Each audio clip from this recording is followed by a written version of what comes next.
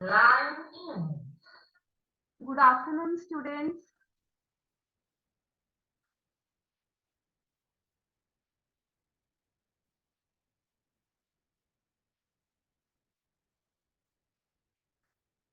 किसी को previous chapter में कोई भी डाउट है तो पूछ सकते हैं, नहीं तो हम आगे कंटिन्यू करें with chapter number 9, that is capital and financing. करें स्टार्ट। किसी को कोई डाउट तो नहीं है?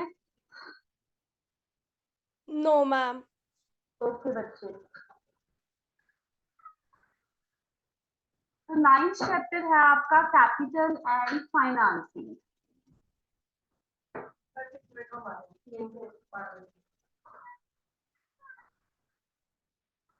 So in this chapter we will study about the capital, right?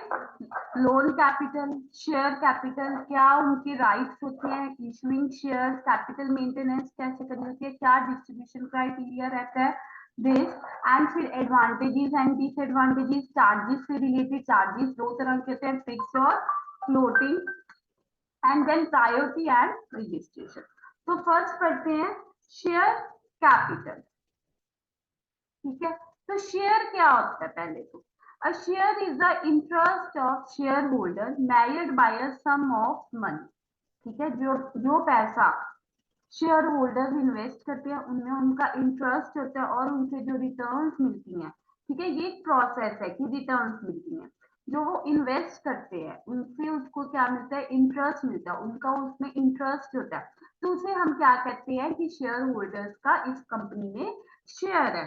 ठीक है, for the purpose of liability in the first place and of the interest in the second, but also consisting of a series of mutual covenants। कुछ conditions होती है साथ में जो कि share holders carry on करते हैं। अब शेयर होल्डर कितने क्या होता है, शेयर होल्डर होता है कंपनी का मेंबर। ठीक है, कंपनी का मेंबर। शेयर कैपिटल क्या है, it is a part of ownership, part of ownership. They are also entitled to dividends depending on the availability of profit। ठीक है, अगर प्रॉफिट्स होंगे तो आपको डिविडेंड्स भी मिलेंगे, उनके पास वोटिंग राइट्स भी होते हैं, depending upon the class of share, कि क्या क्लास ऑफ शेयर में वो फॉल करते हैं। In the event of liquidation, depending on the type of share, a shareholder receives payment after all other creditors but can participate in surplus assets. तो कहते हैं कि जब लिक्विडेशन में भी आप किस क्लास में हो तो उसको आपको प्रेफरेंस मिल जाती है आपकी पेमेंट में। ठीक है, और अगर सरप्लस एसेट्स हैं, ठीक है, सरप्लस एसेट्स हैं तो आपको उसमें से भी शेयर मिलता है। Types of share, types of share मतलब कि आप प्रेफरेंस शेयर है आपके पास या ऑर्डिनरी शेयर है। प्रेफरेंस शेयर्स को ना सिक्योर्ड शेयर्स भी बोलते हैं क्योंकि इन्हें प्रायोरिटी मिलती है इन गेटिंग पेमेंट्स। ठीक है, तो जो प्रेफरेंस शेयर्स होते हैं वो आगे भी दो टाइप्स के होते हैं, रिडीमेबल प्रेफरेंस शेयर्स और irredeemable preference shares. Voting right, preference के पास कोई वोटिंग राइट नहीं होती है, और इक्विटी जिनको हम ऑर्डिनरी शेयर्स बोलते हैं उनके पास सब वोटिंग राइट्स होते हैं। डिविडेंड राइट, इनका डिविडेंड फिक्स होता है, ठीक है, इन्हें मिलना ही मिलना है। बट ऑर्डिनरी को इनका फिक्स नहीं होता, पेड आफ्टर प्रेफरेंस डिविडेंड, और पहले प्रेफरेंस को दिया जाता है फिर equity share. Surplus on winding का प्रायर रिटर्न, मतलब मैंने पहले ही बता दिया कि इन्हें प्रायोरिटी मिलती है, but can not participate in surplus, क्योंकि ये पहले ही उन्हें पेमेंट हो चुकी है तो इन्हें सरप्लस में इनका कोई शेयर नहीं होता। और इक्विटी शेयर होल्डर्स का सरप्लस में शेयर होता है after the repayment of preference share. Next है क्लास राइट्स। जैसे अभी ऊपर हम पढ़ के आए हैं राइट्स, तो प्रेफरेंस के पास नहीं होते और ऑर्डिनरी में होते हैं। Other special rights attach to each class of share such as dividend rights, distribution of capital on a winding up and voting. ठीक है, तो ये आपके क्या होते हैं, class right. How can they be valid, valid मतलब क्या होता है, चेंज। ठीक है, कैसे वैरी हो सकता है, ऊपर नीचे कैसे जा सकते हैं। The procedure of A varying class right depends upon whether any procedure is specified in the article. ठीक है, अगर तो प्रोसीजर स्पेसिफाई है तो हम वही आर्टिकल्स को फॉलो करेंगे। अगर प्रोसीजर नहीं स्पेसिफाई तो हमें क्या करना पड़ेगा, स्पेशल रेजोल्यूशन पास करवाना पड़ेगा और रिटन कंसेंट लेनी पड़ेगी 75% इन nominal value of the class.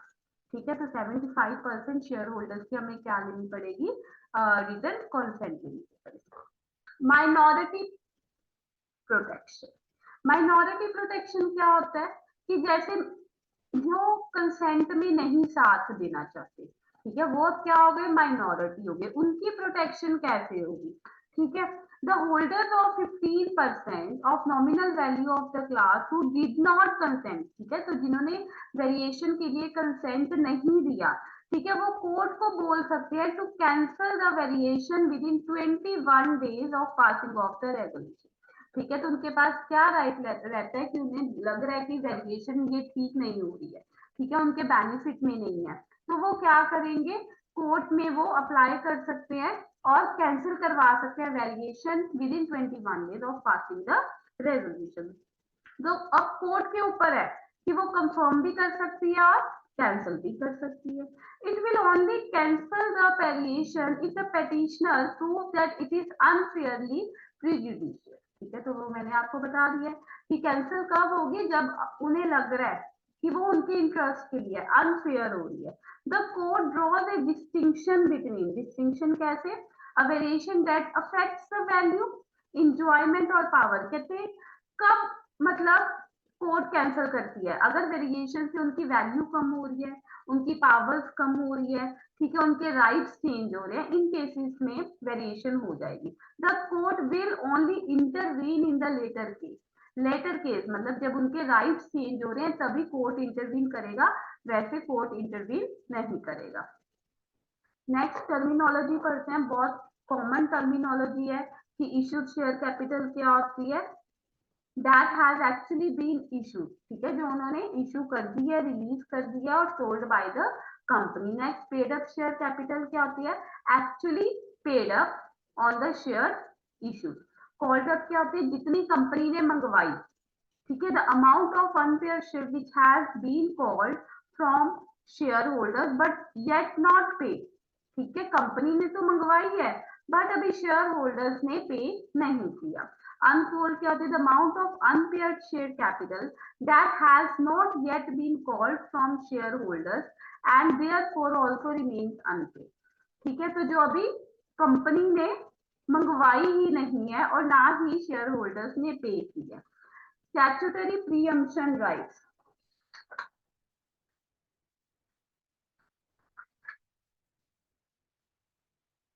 new shares offered to existing shareholders in proportion to their shareholding। तो स्टैट्यूटरी प्रीएम्पशन राइट्स कौन से होते हैं, जो हम एग्जिस्टिंग शेयर होल्डर्स को देते हैं इन प्रपोर्शन की जितनी उनकी अभी शेयर होल्डिंग है, उस रेशियो में ही हम इन्हें न्यू शेयर्स ऑफर करते हैं। ठीक है, to raise the new fund. Purpose is not to dilute individual member share holding, इनका पर्पस क्या होता है, सिर्फ फंड रेज करना, ना कि डिल्यूशन करना। Only applies to ordinary shares which must be paid for in cash, तो ओनली इक्विटी शेयर्स ही इशू किए जाते हैं। The offer is open for कितनी टाइम पीरियड रहता है, 21 डेज का। Preemption rights can be disapplied, कब ये डिसअप्लाइड हो जाते हैं, by the provision in the articles of association और by special resolution being passed by the members. तो कैसे हम इसे डिसअप्लाई कब कर दें, जब हमारे आर्टिकल्स में लिखा जाए या फिर हम इसके लिए स्पेशल रेजोल्यूशन पास करवा दें। बोनस इशू, बोनस इशू क्या होता है, फ्री शेयर्स जिसे हम बोलते हैं, फ्री शेयर्स बोलते हैं, और ये कैसे इशू होते हैं, in proportion to the their share holding. Also referred to as scrip issue or capitalization issue. Do not cost to the shareholders, क्योंकि मैंने क्या बताया, ये फ्री शेयर है तो उन्हें कुछ पे नहीं करना पड़ता। Sometimes a company issues partly paid up bonus shares, in which case the shareholders may have to make some contribution in the future. तो पार्टली पेड अप है और पार्शली वो क्या है, फ्री है। तो जो पेड अप है उनके लिए उन्हें कंट्रीब्यूट करना पड़ सकता है। तो एक बार रीड कर लीजिएगा। राइट इश्यूज भी किससे होता है, only to the existing one, ठीक है। New shares existing share proportion ये सेम है like preemption rights can be use with statutory preemption rights have been disapplied. अगर प्रीएम्पशन राइट्स आपके डिसअप्लाई हो गए तो उसकी जगह आप राइट इशू कर सकते हो, क्योंकि ये दोनों थोड़े बहुत सेम ही है, ठीक है। ये भी 21 डेज के लिए ओपन रहता है। प्रीएम्पशन राइट सिर्फ ऑर्डिनरी पे एप्लीकेबल था, ये दोनों पे एप्लीकेबल होता है। Share usually offered at discount to current market value, ठीक है। अगर करंट वैल्यू है तो डिस्काउंट पे वो कर सकते हैं। Share holders who do not want to buy the new shares themselves may sell the rights to a third party, ठीक है। अगर कोई शेयर होल्डर या एग्जिस्टिंग शेयर होल्डर वो नहीं खरीद सकता तो वो अपने शेयर किसी और को भी बेच सकते हैं। A member who do not wish to take up the right can sell, तो सेम बात है कि वो अपने शेयर हम बेच सकते हैं। Any shares who are not accepted may then allotted on the same to known members, मतलब कि हम थर्ड पार्टी जो कि नॉन मेंबर है उन्हें भी दे सकते हैं। इशूइंग शेयर्स, इशूइंग शेयर्स कहते हैं, इशूइंग हम किसे करते हैं, इशू पब्लिक को करते हैं, ठीक है। इशूइंग शेयर्स मतलब पब्लिक को करते हैं। फर्स्ट इसमें स्टेप है अलॉटमेंट, ठीक है, ठीक है। तो पहले हम क्या करते हैं, ऑफर करते हैं, फिर पे करते हैं, पे फॉर एप्लीकेशन आती है, उनकी एप्लीकेशन मनी हम क्या करते हैं, पे करते हैं, ठीक है। फिर जब एप्लीकेशन आ जाती है कि 50 शेयर्स दे दो मुझे, 100 शेयर्स दे दो, 70 शेयर्स दे दो, फिर अगर हम देखें कि हमारी कितनी कैपेबिलिटी है, हमने कितने का ऑफर किया है, तो उस रेशियो में हम हर एक शेयर होल्डर को अलॉट कर देते हैं। This is where the shares are allocated. तो मेन वर्ड क्या है कि एलोकेट कितना करना है under the contract of allotment. Once the shares are allotted, the holders is entered in the register of members. अगर आपको एक शेयर भी अलॉट हो गया ना तो आप उस मेंबर बन गए इस कंपनी में, ठीक है। They become a member of the company, आपका नाम आ जाएगा रजिस्टर ऑफ मेंबर्स में और आप क्या बन जाओगे, member. Authority, the director needs authority in order to allot share. तो किसके पास अथॉरिटी रहती है, डायरेक्टर के पास, ठीक है। दिस में बी गिवन, तो वो आर्टिकल्स में बाय आर्टिकल्स भी उनके पास पावर आ सकती है। अगर आर्टिकल्स में नहीं लिखी तो हमें ऑर्डिनरी रेजोल्यूशन पास करवाना पड़ता है। अथॉरिटी किस रिगार्डिंग होती है कि उन्हें कितना, हर एक पर्सन को कितने मैक्सिमम नंबर ऑफ शेयर्स करनी है, और अथॉरिटी ये भी बताएगी कि कितनी टाइम तक, किस टाइम तक आप ऑथराइज है, तो वो मैक्सिमम 5 years का होता है। The directors of a private company with only one class of shares may allot shares of that class unless it is prohibited by the article, ठीक है। तो इसमें क्या कह रहे हैं, one class of shares may allot share of that class unless, तो अगर प्रोहिबिट नहीं किया तो आप कर सकते हो, अगर प्रोहिबिट किया आर्टिकल्स में तो आप नहीं करोगे। इशू एट डिस्काउंट, तो इसका क्या मतलब है कि फेस वैल्यू 10 है और आप कितने पे इशू कर रहे हो, 9, तो ये टेक्निकली अलाउड नहीं होता, ठीक है। टेक्निकली अलाउड, नॉट अलाउड नहीं होता, ठीक है। तो कॉमन मेन मतलब क्या है कि फेस वैल्यू 10 की है और हम इशू कितने पे कर रहे हैं, 9 पे, ठीक है। तो ये होता है हमारा इशू एट डिस्काउंट, पढ़ लीजिएगा एक बार। नेक्स्ट है टॉपिक इशू एट प्रीमियम। इसमें क्या है कि फेस वैल्यू हमारी 10 है तो हम इशू कितने पे कर रहे हैं, 1, ठीक है। जो ये +1 हुआ है ये क्या है, हमारा प्रीमियम है, ठीक है। तो कहते हैं ये जो आपको प्रीमियम इकट्ठा हुआ है, ठीक है, तो आप उसको कैसे यूटिलाइज कर सकते हो, writing of the expenses on the issue of those shares, ठीक है। उसी रिगार्डिंग कोई एक्सपेंसेस हो रहे हैं, उनकी कोई कमीशन पे करनी है, या बोनस शेयर्स भी हम कर सकते हैं। Paying for shares private company, ठीक है। तो इसमें वो क्या कह रहे हैं कि सपोज कीजिए कि कंपनी ने, ठीक है, अब लैंड बाय करना था, लैंड बाय करना था उन्होंने 1 लाख, ठीक है। अब उसे पैसे देने थे सेलर को, तो उन्होंने क्या किया, पैसे देने की बजाय अपने शेयर्स दे दिए। ठीक है, बायर को क्या दे दिए, शेयर्स दे दिए। तो इसे हम क्या कह देते हैं, नॉन कैश कंसिडरेशन। ठीक है, और ये क्या हो गया, पेइंग फॉर शेयर्स।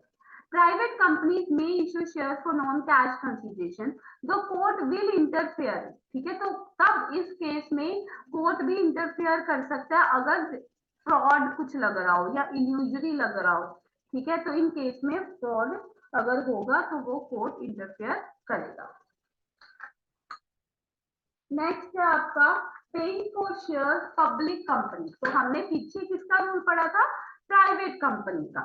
ठीक है, ऊपर यही लिखा हुआ था ना, प्राइवेट कंपनी कैन, है ना। तो अब हम किसका पढ़ रहे हैं, in case of public company. तो उसकी क्या एडिशनल रूल्स हैं, section 584, subscribers to the memorandum. जो सिर्फ मेमोरेंडम के सब्सक्राइबर्स हैं, ठीक है, जो सब्सक्राइबर्स हैं, must pay cash for the subscription share. तो उन्हें कैश पे करना पड़ेगा उन शेयर्स के लिए।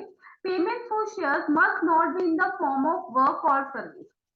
ठीक है, तो आप वर्क और सर्विस के एक्सचेंज में उन्हें शेयर्स नहीं दे सकते हो। Shares cannot be allotted until at least 1/4 of their nominal value and the whole of the premium have been paid. अगर आपने 1/3 पे नहीं किया तो आपको कोई शेयर्स अलॉट नहीं होंगे, तभी होंगे अगर आपने 1/3 पे कर दिया होगा। Non cash consideration must be received with in 5 years। तो कब तक हमने रिसीव कर लेनी है, 5 years के अंदर अंदर। इसमें क्या है, नॉन 593 में non cash consideration must be independently valued and reported on by a person qualified to the companies auditor. तो हमने किसी क्वालिफाइड पर्सन से उसकी वैल्यू करवानी है, उससे रिपोर्ट बनवानी है। The independent valuation must be carried out 6 months prior to the allotment. तो अलॉटमेंट के 6 months बैक ही हमने क्या करवानी है, वैल्यूएशन करवानी है उस नॉन कैश कंसिडरेशन की। क्लियर है ये सब टर्म्स आपको, हर्षलीन एंड मिलन? Yes ma'am. ठीक है, जितना अभी तक टॉपिक करवाया है एक बार रिवाइज कीजिए, फिर कंटिन्यू करते हैं कैपिटल मेंटेनेंस से। Okay ma'am. नेक्स्ट टॉपिक है हमारा कैपिटल मेंटेनेंस। ठीक है, तो कैपिटल में देखा जाए, एक हमारी होती है इक्विटी। ठीक है, एक हमारा होता है डेट। इक्विटी मतलब कंपनी का खुद का पैसा, और डेट मतलब कि बाहर वालों का कितना पैसा है। ठीक है,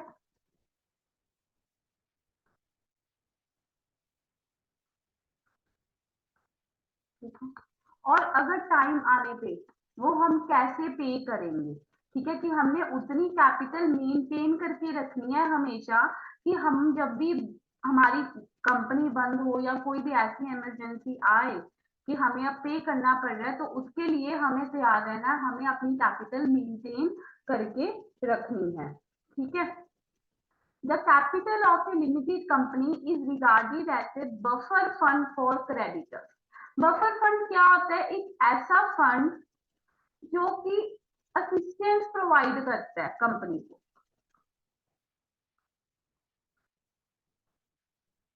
असिस्टेंस प्रोवाइड करता है कि कैसे हम क्रेडिटर्स को उस फंड में से देंगे। तो एक तरह का ये क्या होता है, बफर फंड होता है फॉर द क्रेडिटर्स।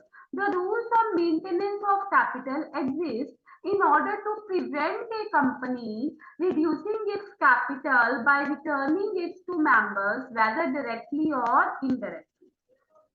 ठीक है, तो उन्हें कैपिटल रिड्यूस करने की जरूरत नहीं है, ना कि मेंबर्स को वापस करने की। तो ये हमेशा मेंटेनेंस ऑफ कैपिटल का क्या रहता है, रूल रहता है। This means that as a general rule a limited company can not reduce its share capital और purchase its own share. Purchase its own share मतलब कि जो लिमिटेड कंपनी होती है, ठीक है, जो लिमिटेड कंपनी होती है वो बायबैक नहीं कर सकती, वो बायबैक नहीं कर सकती। There are, however, an exception to this general rule, and these at which discussed। अब हम क्या पढ़ रहे हैं कि वो रिड्यूस नहीं कर सकती, बायबैक नहीं कर सकती। तो ये सिचुएशंस हैं जब वो रिड्यूस कर सकती है। Reduction of capital can reduce its capital at any time for any reason. Reduce और cancel the liabilities. ठीक है, मतलब जब हमारी liabilities कम होंगी, liabilities भी कैसे कम होंगी, जब हमारी capital कम हो रही है.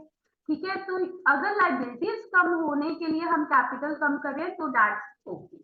On partially paid shares, that is the company gives up any claim for money only. तो मतलब वो अपना कोई claim pay off कर रहे हैं.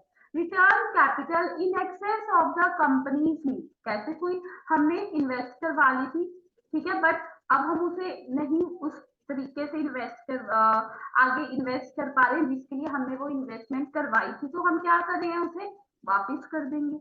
The company reduces its assets by repaying cash to its shareholders. मतलब हम वापस कर रहे हैं, रीपे कर रहे हैं.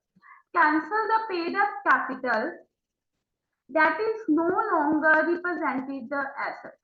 ठीक है, हमने कोई अपनी पेड अप कैपिटल एसेट्स के लिए रखी थी, बट उसे हमने एसेट्स का कुछ किया ही नहीं, तो उसे हम क्या कर रहे हैं, अब कैंसिल कर रहे हैं. If the company has a debit balance on reserve, it can write this off by reducing the capital and therefore does not need to make good past losses. ठीक है, तो उससे हमें कोई जरूरत नहीं है. नेक्स्ट है, क्या इसका प्रोसीजर रहता है इन case of public companies and in case of private company. ठीक है, तो पहले सबसे फर्स्ट स्टेप क्या है, स्पेशल रेजोल्यूशन पास करना है. फिर आपने कोर्ट को अप्लाई करना है, अप्लाई टू द कोर्ट.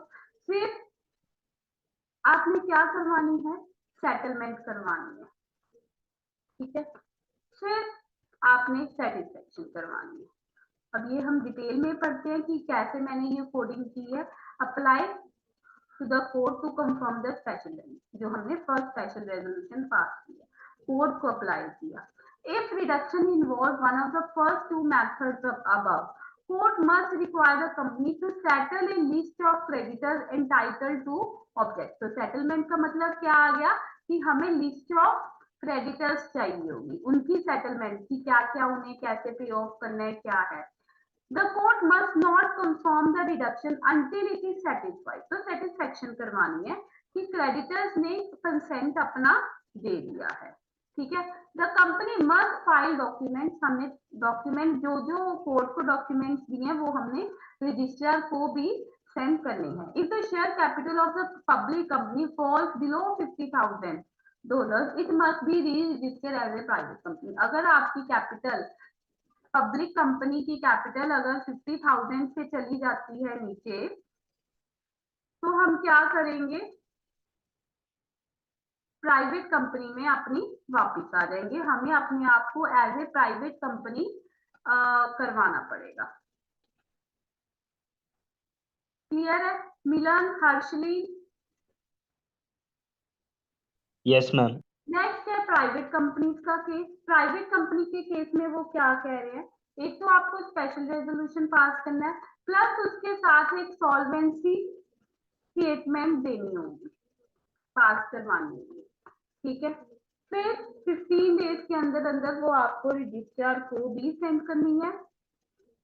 ठीक है, a solvency statement is a statement by each of the directors that the company will be able to meet its debts within the following year. तो solvency statement क्या होती है कि उसमें ना हमने स्पेसिफाई किया होता है कि जो भी हम डेट्स हैं हम आने वाले साल तक उसे पे ऑफ कर देंगे. ठीक है, a solvency statement made without a reasonable ground is an offense punishable. ठीक है, आपने ऐसी प्रोविजन फुलफिल करने के लिए बना दी कोई रीजनेबल ग्राउंड नहीं थे, तो वो एक तरह का क्या माना जाएगा, ऑफेंस माना जाएगा. उसके लिए आपको फाइन और इम्प्रिजनमेंट भी हो सकती है. जो भी कॉपीज है रेजोल्यूशन की, सॉल्वेंसी स्टेटमेंट की, स्टेटमेंट ऑफ कैपिटल की, वो फिर आपको रजिस्टर को सेंड करनी है विद इन 15 डेज. तो ये था प्रोसेस कहाँ का, प्राइवेट कंपनी का और पब्लिक कंपनी का. क्लियर है? Yes ma'am. ओके बच्चे, तो ट्रेजरी शेयर्स क्या होते हैं, शेयर क्या होता है, एक तरह का जिसे हम क्या कहते हैं, खजाना. ठीक है, तो पढ़ते हैं, these are created when the company purchase its own shares from the distributable profit. ठीक है, तो distributable profits पढ़े है. ठीक है, और उन्होंने वो खुद बाय कर लिए. ठीक है, the share do not have to be cancel, तो उन्हें कैंसिल नहीं करने हैं वो शेयर, वो उनके लिए क्या बन जाएंगी, अब ट्रायर बन जाएंगी, which means they can be re issued without the usual formalities, जिन्हें वो फिर से री इशू कर देंगे। पहले उन्होंने खरीद लिए खुद के शेयर भी, मतलब बाय बैक कर लिए, फिर दोबारा से ही मार्केट में उन्होंने री इशू कर दिया, तो ये एक तरह का क्या हो गया, ट्रायर हो गया। तो वो कहते हैं up to 10% of the shares can be held, तो कितने तक हम ट्रायल शेयर्स कर सकते हैं, 10% तक। Previously, trial shares could only be created by public companies, but since 30th April 2013, they can be by private companies as well. तो अब से पब्लिक कंपनी और प्राइवेट कंपनी दोनों ही कर सकती हैं। General rules: shares which are purchased by a company must be cancelled, and the amount of company's share capital account reduced to the nominal value reduced by the nominal value of the cancelled shares। तो इसमें वो क्या कह रहे हैं कि general rule क्या होता है, जनरल रूल कहते हैं कि जितने की आपने खुद परचेज की है ना, उसे आपने फिर कैंसिल करनी है, कैंसिल करके ही आपकी क्या होगी, उतने से जो नॉमिनल वैल्यू है वो भी कैंसिल हो जाएगी। अब एक्सेप्शंस क्या है इस केस की, this is the last topic, होगा नहीं ये कवर, अपना क्लास ओवर होने वाली है, तो ये एक्सेप्शंस का पॉइंट हम कल ही करेंगे, तो यहाँ तक प्लीज अच्छी तरह रिवाइज और लर्न कर लीजिएगा। Thank you.